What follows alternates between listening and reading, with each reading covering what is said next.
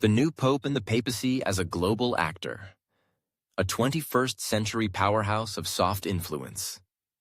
You're watching DigiState, where politics, power, and global shifts meet insightful analysis. Subscribe now to join the conversation shaping tomorrow's headlines. In this video, we explore the extraordinary power of the Papacy, a unique global force that blends spiritual leadership with political presence. From moral diplomacy to soft power influence, discover how the Pope quietly shapes world affairs without commanding a single army. You'll learn why every new Pope isn't just a religious figure, but a geopolitical actor whose voice resonates from cathedrals to conflict zones. Part 1. The dual role of the Papacy. A new chapter begins. The white smoke has risen. The world watches as a newly elected Pope steps onto the balcony of St. Peter's Basilica, his voice echoing through centuries of tradition. But behind the ornate robes and sacred blessings lies something more than just spiritual authority. The Pope is not just the shepherd of souls. He is a geopolitical force. The Pope stands at the crossroads of two worlds. On one hand, he is the spiritual father of over 1.3 billion Catholics, shaping moral guidance, interfaith dialogue, and Christian doctrine. On the other, he is a head of state, sovereign over the smallest country in the world, Vatican City. That dual identity gives him a rare blend of moral and political authority. He is not elected by popular vote, nor does he command armies. But his influence extends into presidential palaces, refugee camps, and diplomatic circles, often shaping events behind closed doors. Part 2. Soft power in a hard world. Where world leaders exert power through policies, sanctions, or military might, the Pope exerts soft power, the art of persuasion through values, presence, and moral vision. Consider this.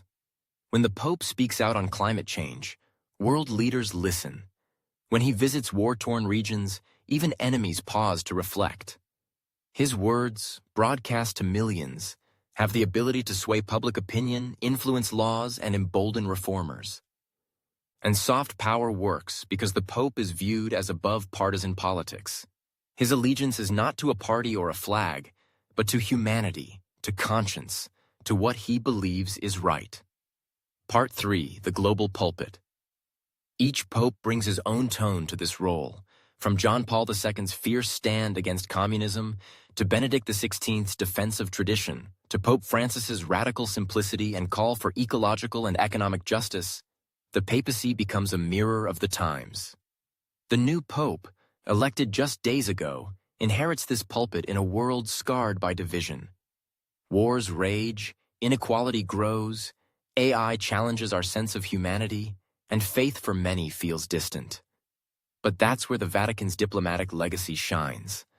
The Pope can mediate where others can't. The Holy See has quietly helped in peace talks, from South Sudan to Colombia.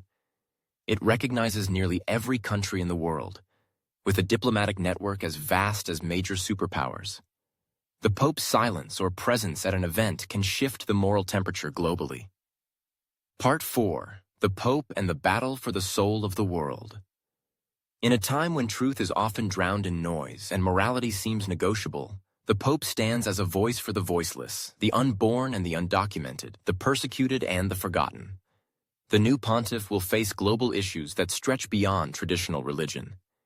Can the Church be a moral voice in the age of AI and biotechnology? What stance should it take on climate catastrophe? Can it bridge growing gaps between East and West, North and South?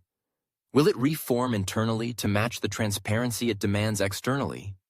Already, the new Pope has sent early signals, embracing youth movements, calling for peace in Gaza and Ukraine, and launching a commission on tech ethics. His first encyclical, expected within the year, may well define the next spiritual and political battlefront. Part 5. What makes the Papacy so resilient? What makes this institution, the Papacy, so enduring? It's not wealth.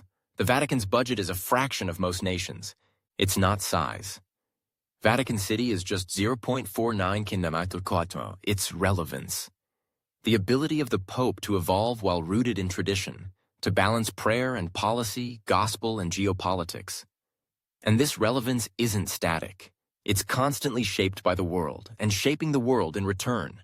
While others fight for influence with algorithms, weapons, or money, the Pope's currency is trust, compassion, and clarity in chaos. In closing, the newly elected Pope walks a delicate line.